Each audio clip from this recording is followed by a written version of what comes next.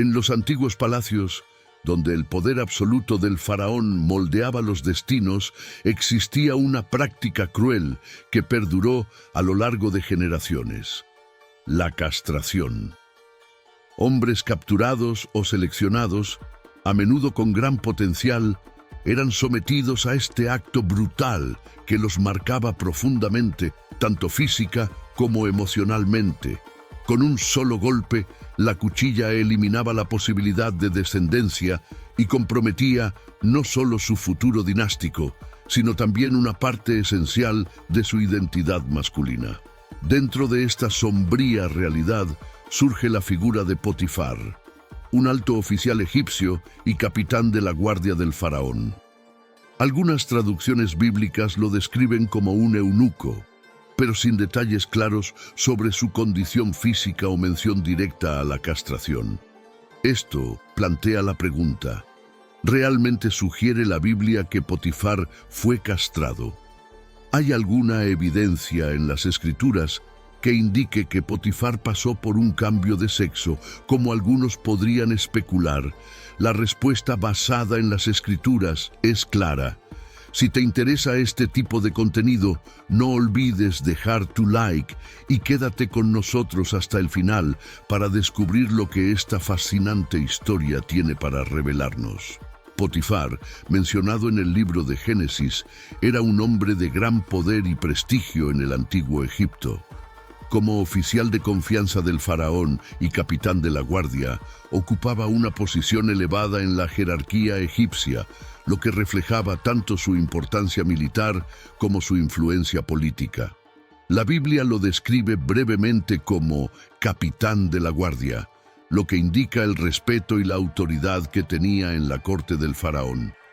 Ser capitán de la guardia era una función de extrema responsabilidad que implicaba la seguridad personal del faraón y la protección del líder supremo de Egipto, lo que requería lealtad inquebrantable y habilidades militares excepcionales.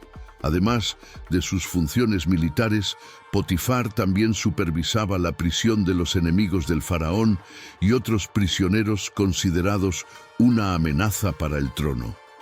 Esta posición estratégica lo convertía en uno de los hombres más confiables y poderosos de Egipto, con acceso directo al faraón y participación en los asuntos más delicados del reino.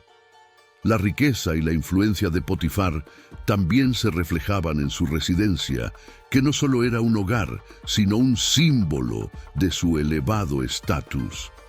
Vivía en una casa lujosa, adornada con los mejores artefactos egipcios de la época.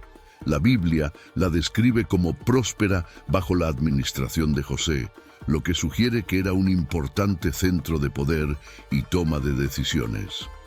En Génesis 39:1, el relato bíblico presenta a Potifar de la siguiente manera: José fue llevado a Egipto, y Potifar, oficial del faraón, capitán de la guardia, un egipcio, lo compró de los ismaelitas que lo habían llevado allá. Es en este punto donde comienza la controversia sobre Potifar. El término eunuco, utilizado en algunas traducciones, tradicionalmente se refiere a hombres castrados, muchas veces antes de la pubertad. En la antigüedad, especialmente en algunas culturas orientales y en ciertos periodos en Egipto, los eunucos eran elegidos para ocupar posiciones de confianza en la corte, ya que debido a su condición se consideraban más leales, sin intereses familiares que pudieran amenazar el poder del rey. La práctica de la castración era común en varias culturas antiguas, como Mesopotamia, Persia y en algunos momentos en el mismo Egipto. Los eunucos a menudo ocupaban cargos importantes, como guardianes de harenes, consejeros y administradores, debido a la confianza que los monarcas depositaban en ellos. La castración se veía como un medio para asegurar esa lealtad y eliminar cualquier posibilidad de intereses dinásticos.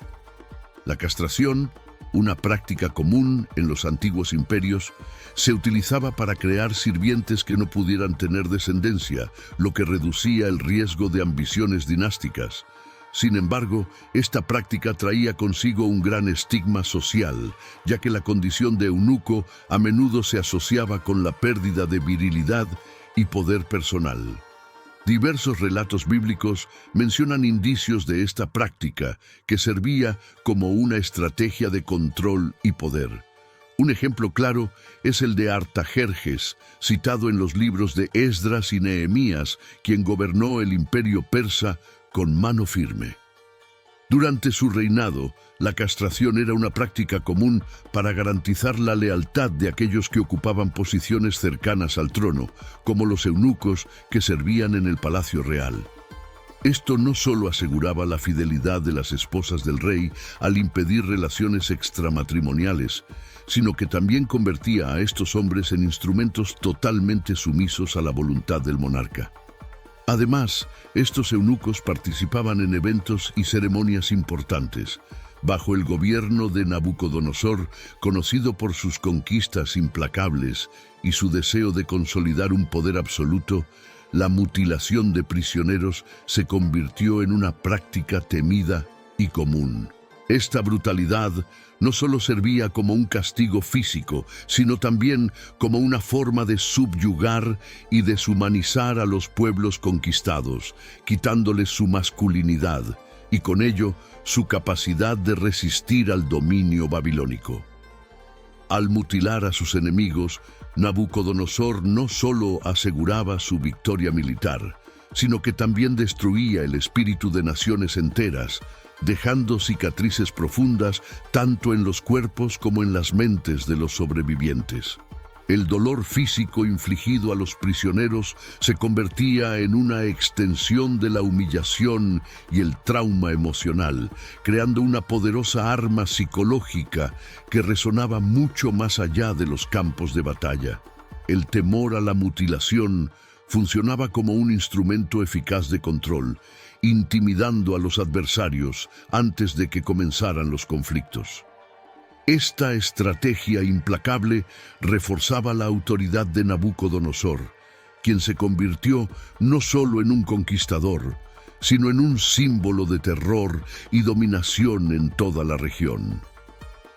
En 587 a.C., uno de los momentos más oscuros de la historia de Israel ocurrió cuando las fuerzas babilónicas, bajo el mando del despiadado Nabucodonosor, sitiaron y destruyeron Jerusalén, culminando con la caída del templo y la captura del rey Sedequías.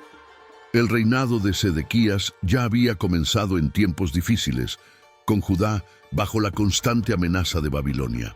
A pesar de las advertencias de los profetas para que siguiera los preceptos de Dios, Sedequías decidió romper la alianza con Babilonia y buscar apoyo militar de Egipto, una decisión desastrosa. Esta traición fue vista por Nabucodonosor como un acto de rebeldía imperdonable, ya que Sedequías había sido colocado en el trono como un vasallo leal. La respuesta de Nabucodonosor fue rápida y brutal. Reunió a sus tropas y marchó contra Jerusalén, decidido a castigar la rebelión. El asedio fue largo y devastador, llevando a la ciudad al borde de la hambruna y la desesperación. Cuando la caída de Jerusalén se volvió inevitable, Sedequías intentó huir, pero fue capturado por las tropas babilónicas en las llanuras de Jericó. Llevado ante la presencia de Nabucodonosor, Sedequías enfrentó las consecuencias de su insubordinación. En un juicio cruel, el rey babilónico dictó su sentencia. En un gesto de extrema brutalidad, ordenó que los hijos de Sedequías fueran ejecutados frente a él. Este acto no solo infligió un dolor inimaginable al rey, al presenciar la muerte de su descendencia, sino que también garantizó que ningún heredero de la casa de David pudiera desafiar el dominio babilónico en el futuro. La punición de Sedequías no terminó ahí. Después de la ejecución de sus hijos, fue sometido a la mutilación, poniendo fin brutalmente a su historia. Al final de su trágico recorrido, Sedequías enfrentó un destino aún más terrible. Le arrancaron los ojos, lo que simbolizaba su completa impotencia y humillación. Ciego y emocionalmente destruido, fue llevado prisionero a Babilonia, donde pasó el resto de su vida en cautiverio. No solo cargaba las marcas físicas de su derrota, sino también el peso de la destrucción de su nación. Este episodio crucial de la historia bíblica resalta la brutalidad de Nabucodonosor y el poder implacable del imperio babilónico, que no toleraba la traición y utilizaba la mutilación como un medio para garantizar su dominio e intimidar a aquellos que se atrevieran a desafiar su autoridad. Sin embargo, el enfoque principal de este video es el intrigante caso de Potifar y José. Si están interesados en un video completo sobre el reinado de Sedequías, dejen sus comentarios y traeremos ese contenido más adelante. Ahora, enfoquémonos en la historia de José, el 11º hijo de Jacob, también conocido como Israel, y el primogénito de Raquel, su esposa amada.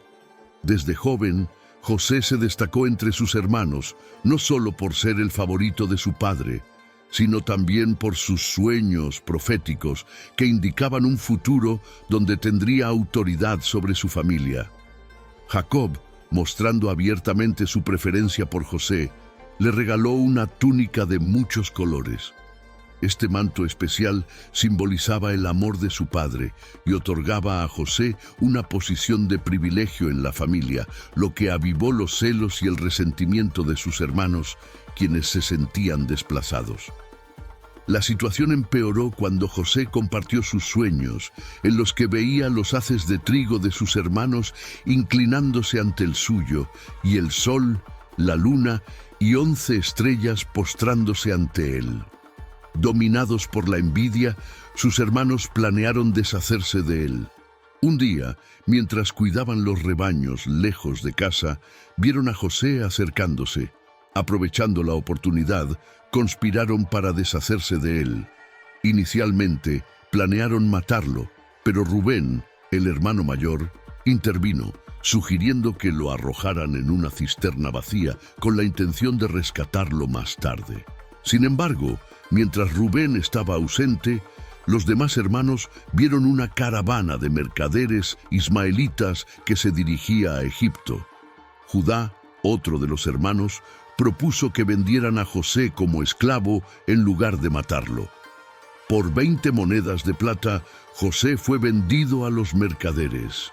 Llevado por estos mercaderes hacia Egipto, una tierra poderosa y próspera, José, aún joven, fue separado de su familia y su tierra natal, enfrentando un futuro incierto y lleno de temor. Para encubrir su crimen, los hermanos de José mataron a un cabrito y empaparon la túnica de José en la sangre del animal. Cuando regresaron a casa, mostraron la túnica ensangrentada a Jacob, quien inmediatamente concluyó que su hijo había sido atacado por una fiera salvaje.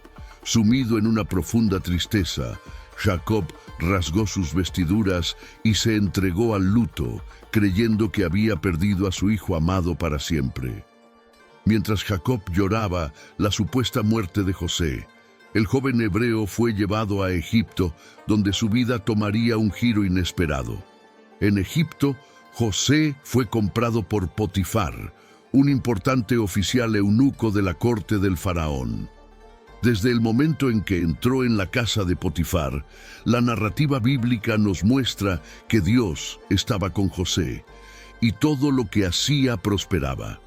Con el tiempo, Potifar notó las habilidades excepcionales de José y se dio cuenta de que, bajo su administración, la casa prosperaba notablemente.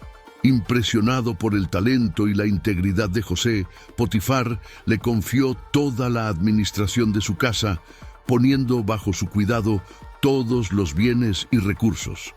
José se convirtió en el mayordomo principal, responsable de cada aspecto de la casa, desde los sirvientes hasta las finanzas. La única cosa que Potifar no le confió fue a su propia esposa. El éxito de José en la casa de Potifar pronto atrajo la atención no deseada de la esposa de su señor. Fascinada por su buena apariencia y habilidades, ella intentó seducirlo repetidamente. A pesar de sus insistencias, José se mantuvo firme en su integridad, negándose a traicionar la confianza de Potifar y a pecar contra Dios. Ante las insinuaciones, José respondió: ¿cómo podría cometer tal maldad y pecar contra Dios? La constante negativa de José solo aumentó el deseo de la mujer, quien no dejó de intentar atraerlo. Un día, aprovechando que los sirvientes no estaban presentes, lo tomó por sorpresa y trató de forzarlo a acostarse con ella. Desesperado, José escapó, dejando su capa en las manos de la mujer. Humillada y furiosa por la rechazada, ella decidió vengarse, gritando por ayuda y alegando que José había intentado atacarla. Cuando los sirvientes llegaron, ella mostró la capa de José como prueba de su falsa acusación. Al regresar a casa, Potifar fue informado del supuesto crimen. Tras escuchar el relato de su esposa y ver la capa como evidencia, se enfureció. Sin embargo, es interesante notar que Potifar no condenó a José a muerte, una pena común para un esclavo acusado de intentar violar a la esposa de su amo. Esto sugiere que Potifar tenía cierto aprecio por José y conocía su carácter, e incluso podría haber sospechado la verdadera naturaleza de lo sucedido. En lugar de imponer una pena severa, Potifar optó por enviarlo a la prisión real, donde se mantenían los prisioneros del faraón. A pesar de las circunstancias, la narrativa bíblica deja claro que Dios continuaba favoreciendo a José. Rápidamente se ganó la confianza del jefe de los carceleros, quien le confió la supervisión de los otros prisioneros y la administración de las operaciones en la prisión. Tal como en la casa de Potifar, todo lo que José gestionaba prosperaba, incluso en las duras condiciones del cautiverio. Durante su tiempo en prisión, José conoció a dos oficiales del faraón que también habían sido encarcelados: el copero y el jefe de los panaderos. Ambos tuvieron sueños perturbadores la misma noche y estaban angustiados por su significado. Al ver su preocupación, José se ofreció a interpretar sus sueños, aclarando que la interpretación vendría de Dios. El copero relató primero su sueño, en el que veía una vid con 3 ramas que producían uvas, de las cuales él preparaba vino para el faraón. José explicó que las 3 ramas representaban 3 días, y que al final de ese periodo, el copero sería restaurado a su posición en el palacio. Después de dar esta interpretación favorable, José pidió al copero que, una vez libre, se acordara de él y mencionara su situación al faraón para que él también pudiera ser liberado. Animado por la interpretación positiva, el jefe de los panaderos contó su propio sueño. Llevaba 3 cestas de pan sobre su cabeza y los pájaros comían el pan de la cesta superior. José, sin embargo, tuvo que dar una interpretación más sombría. Las 3 cestas representaban 3 días, al cabo de los cuales el panadero sería ejecutado y los pájaros devorarían su carne. 3 días después, tal como José había predicho, el copero fue restaurado a su posición y el panadero fue ejecutado. Sin embargo, a pesar de la precisión de sus interpretaciones, el copero se olvidó de José, quien permaneció en prisión durante 2 años más, sin saber que su liberación estaba cerca. Un día, el faraón tuvo 2 sueños que lo perturbaron profundamente y nadie en su corte podía interpretarlos. Fue entonces cuando el copero finalmente recordó a José y le contó al faraón sobre el joven hebreo que había interpretado su sueño correctamente en la prisión. José fue llamado de inmediato y llevado ante el faraón. Al ser interrogado sobre los sueños, José, con humildad, declaró que la interpretación vendría de Dios. Explicó que los sueños revelaban que Egipto pasaría por 7 años de gran abundancia, seguidos por 7 años de hambruna severa. Además de interpretar los sueños, José sugirió una estrategia para enfrentar la crisis. Recomendó que el faraón nombrara a un hombre sabio para supervisar la recolección de alimentos durante los años de abundancia, de modo que hubiera provisiones suficientes durante los años de escasez. Impresionado por la sabiduría de José, el faraón lo nombró gobernador de Egipto, dándole autoridad para implementar el plan sugerido. Así, la vida de José cambió drásticamente, pasando de ser un prisionero a convertirse en una de las figuras más poderosas de Egipto, responsable de salvar al país de la devastación que se avecinaba. Acusado injustamente, José fue elevado a la segunda posición más poderosa de Egipto, solo por debajo del faraón. Recibió el nombre egipcio Safnat Panea y se casó con Asenat, hija de Potifera, sacerdote de On. Este matrimonio con una mujer de la nobleza egipcia consolidó aún más su posición, integrando a José en la élite social y religiosa del país. Con el tiempo, han surgido interpretaciones erróneas, como la idea de que Potifar, al ser descrito como eunuco, habría cambiado de sexo y se habría convertido en Potifera. Sin embargo, esta interpretación no tiene base bíblica y resulta de la confusión entre dos personajes diferentes. En ningún momento las escrituras sugieren que Potifar, el oficial egipcio que compró a José, haya cambiado de sexo o de nombre. Estas interpretaciones equivocadas generalmente resultan de malentendidos o de la falta de atención al contexto, por lo que es fundamental distinguir a los personajes. Potifar, descrito en Génesis 39, es el capitán de la guardia del faraón y juega un papel importante en la historia de José. Por otro lado, Potifera, mencionado en Génesis 41-45, es el sacerdote de On y se le menciona en el contexto del matrimonio de José con Asenat, su hija. La confusión entre los nombres puede llevar a interpretaciones erróneas, pero es importante entender que son personajes diferentes con roles distintos en la narrativa. La cuestión de si Potifar era o no eunuco también es un tema de debate. La Biblia no proporciona evidencia directa de que él haya sido castrado. El término hebreo saris, utilizado en Génesis 39:1 para describir a Potifar, puede traducirse como oficial o eunuco, pero su significado varía según el contexto y no implica necesariamente la castración. En el antiguo Oriente Próximo, incluido Egipto, el término saris se usaba con frecuencia para describir a oficiales de alto rango, independientemente de su condición física. En la historia de Potifar no hay indicios de que él haya sido castrado. El hecho de que estuviera casado y el incidente de seducción con José sugieren lo contrario, ya que los eunucos en el antiguo Egipto generalmente no se casaban ni ocupaban cargos que implicaran responsabilidades familiares. Algunos estudiosos sugieren que el uso del término saris en el caso de Potifar simplemente indica su alta posición de confianza en la corte del faraón, sin referencia a la castración.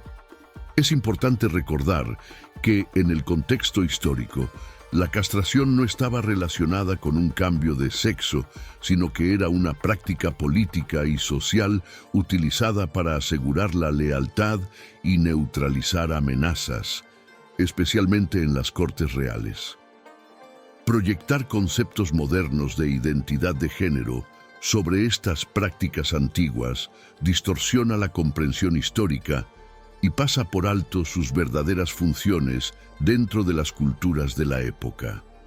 En el caso de Potifar, cualquier sugerencia de que haya pasado por un cambio de sexo carece de fundamento y es una interpretación anacrónica, sin base en las escrituras ni en la realidad cultural del antiguo Oriente Próximo.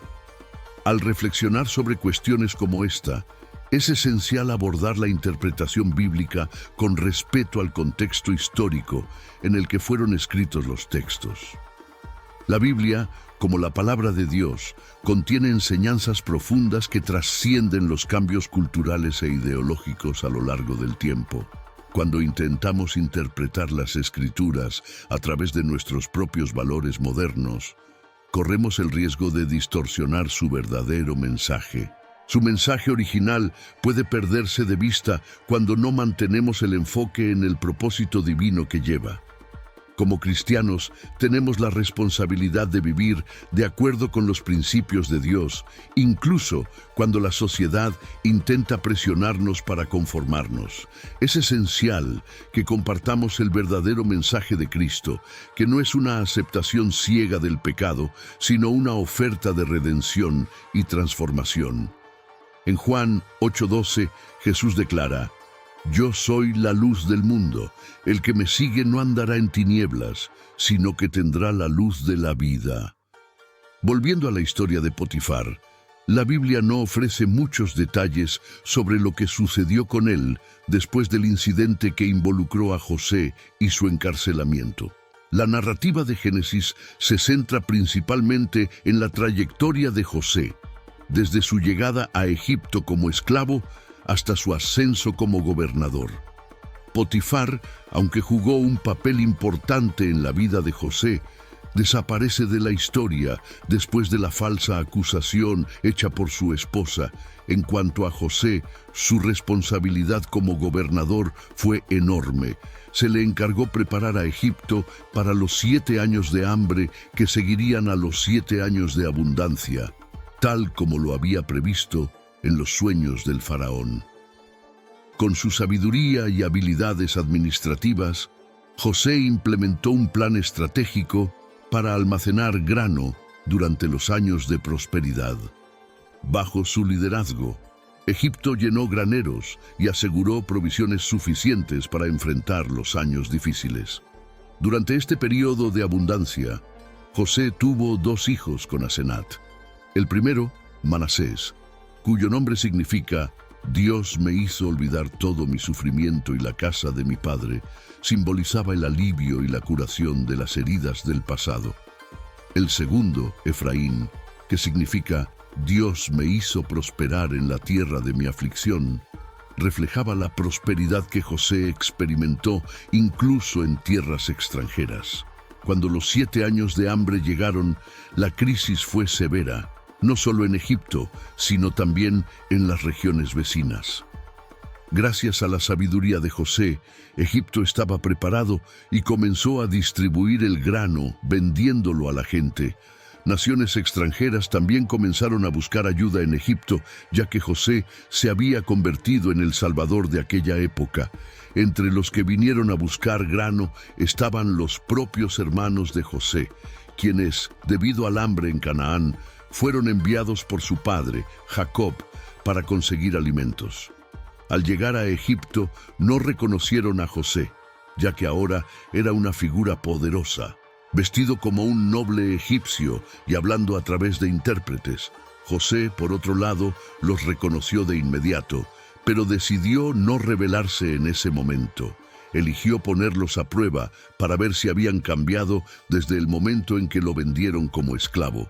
José acusó a sus hermanos de ser espías y mantuvo a Simeón como rehén, exigiendo que trajeran a Benjamín, el hermano menor, como prueba de su honestidad. Desesperados, los hermanos regresaron a Canaán y tras algunas dudas regresaron a Egipto con Benjamín. José organizó un banquete para ellos, pero aún mantuvo su identidad en secreto. Más tarde, colocó una copa de plata en el saco de grano de Benjamín y al acusar a los hermanos de robo, amenazó con mantener a Benjamín como esclavo. En ese momento, Judá, el mismo hermano que había sugerido vender a José años antes, suplicó convertirse en esclavo en lugar de Benjamín para no causar más sufrimiento a su padre Jacob. Conmovido por el cambio de corazón de sus hermanos, José ya no pudo contener sus emociones y finalmente reveló su verdadera identidad. Lloró y los abrazó, perdonándolos por todo lo que habían hecho. José explicó que, aunque ellos tenían malas intenciones, Dios había utilizado sus acciones para bien, salvando muchas vidas. Luego les pidió que volvieran a Canaán para buscar a Jacob y a toda la familia, y se mudaran a Egipto, donde vivirían seguros y tendrían todo lo que necesitaran durante los años restantes de hambre. Jacob, al saber que José seguía vivo, se llenó de alegría y decidió mudarse a Egipto, donde fue recibido con honores por José y el faraón. Así, la familia de José se estableció en la tierra de Gosén, una de las mejores regiones de Egipto, donde prosperaron y se multiplicaron. Si encontraste este contenido informativo e inspirador, suscríbete al canal y activa las notificaciones para no perderte nuestros próximos videos. Comparte tus reflexiones y experiencias en los comentarios. Nos encantaría saber tu opinión. Y recuerda, cada pequeño cambio puede hacer una gran diferencia en tu vida y en tu caminar con Dios. Saludos y que Dios los bendiga a todos.